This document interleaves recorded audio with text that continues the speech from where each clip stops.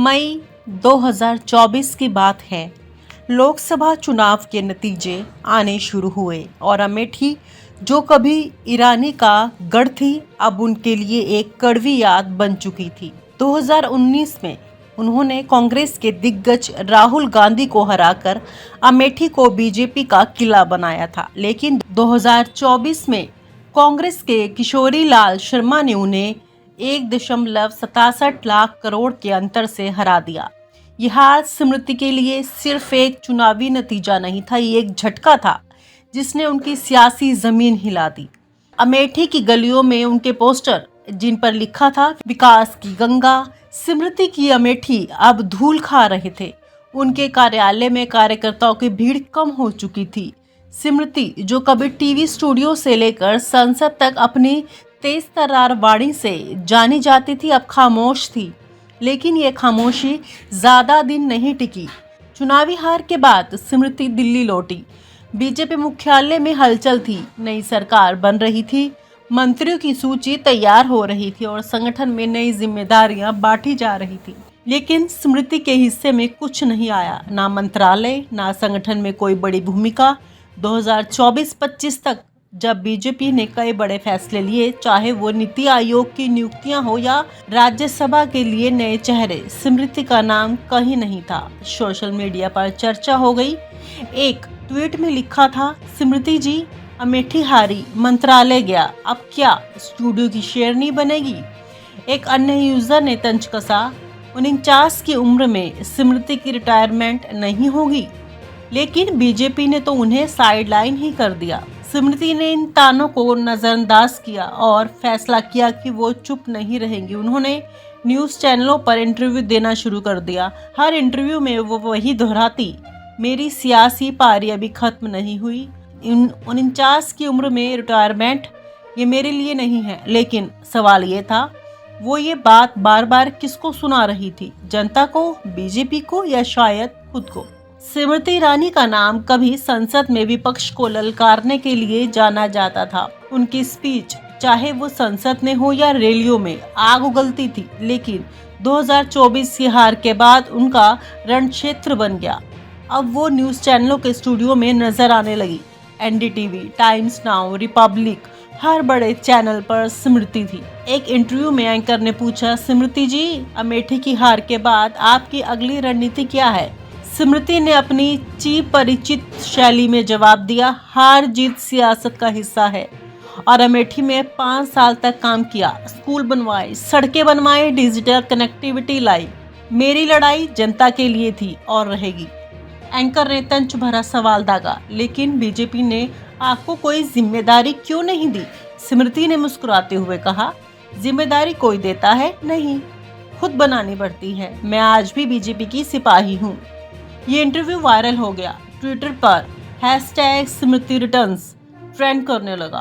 कुछ लोग उनकी हिम्मत की तारीफ करने लगे तो कुछ मीम्स बनाकर मजे ले रहे थे।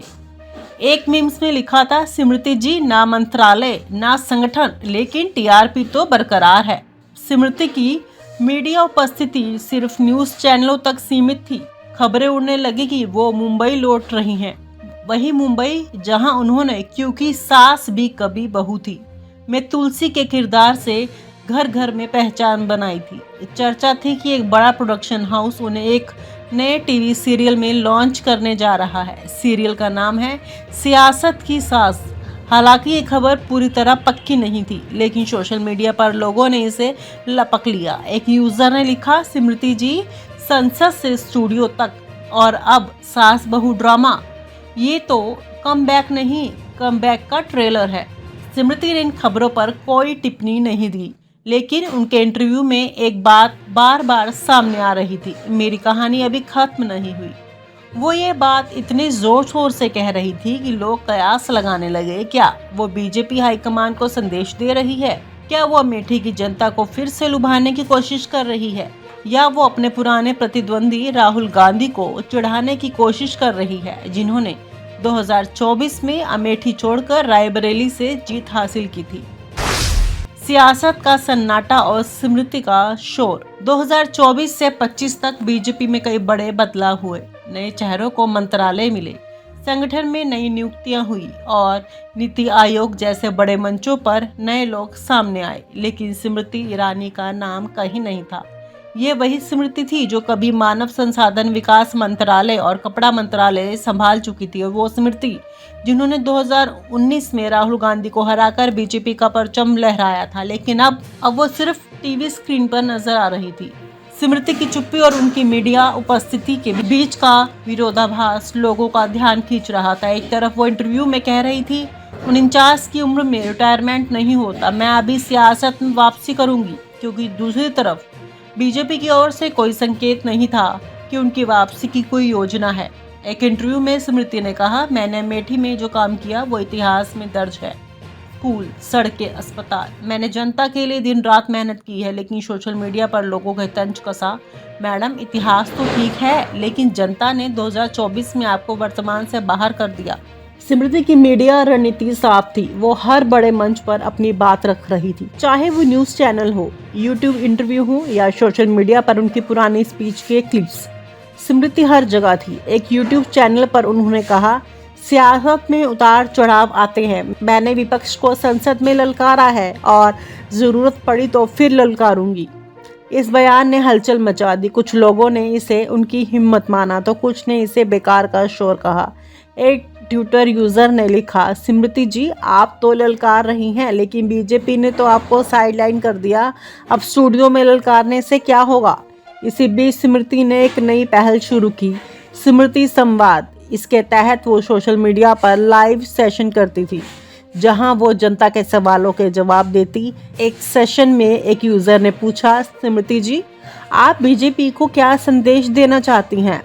स्मृति ने हंसते हुए कहा, मैं कोई संदेश नहीं दे रही, मैं बस जनता से जुड़ रही हूँ। लेकिन उनके चेहरे की मुस्कान और उनकी बातों का अंदाज बता रहा था कि वो कुछ न कुछ संदेश जरूर दे रही थी। टीवी सीरियल की अफवाह और सियासी संदेश। 2025 की शुरुआत में खबरें उड़ी कि स्मृति ईरानी एक टीवी सीरियल में वापसी कर रही हैं।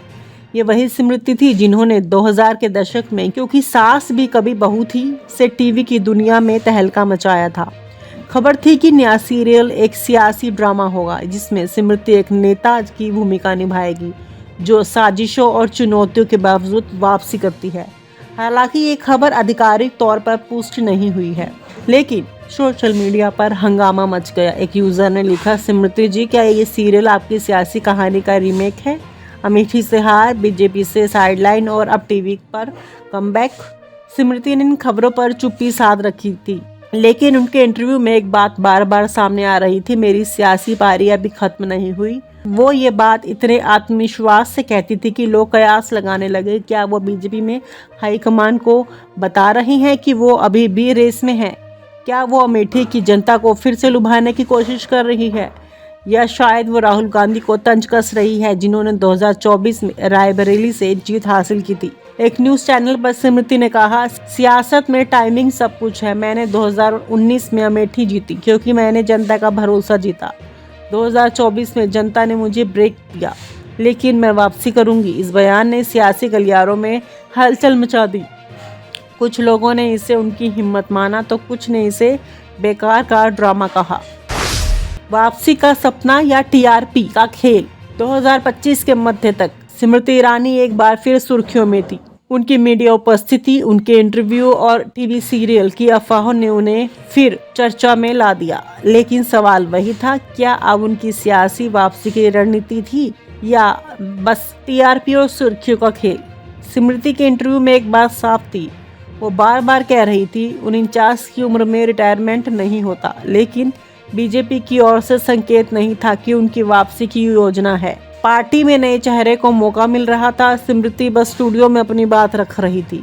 एक यूट्यूब लाइव सेशन में स्मृति ने कहा, मैंने हमेशा जनता के लिए काम किया, चाहे वो अमेठी हो या संसद में या स्टूडियो में, मेरी लड़ाई कभी खत्म नहीं हुई। अब बयान ने उनके समर्थकों में जोश भरा, लेकिन आलोचकों ने तंज कसा, मैडम लड़ाई तो ठीक है, लेकिन रण क्षेत्र कहाँ है, स्टूडियो या संसद? स्मृति बनाम सिस्टम।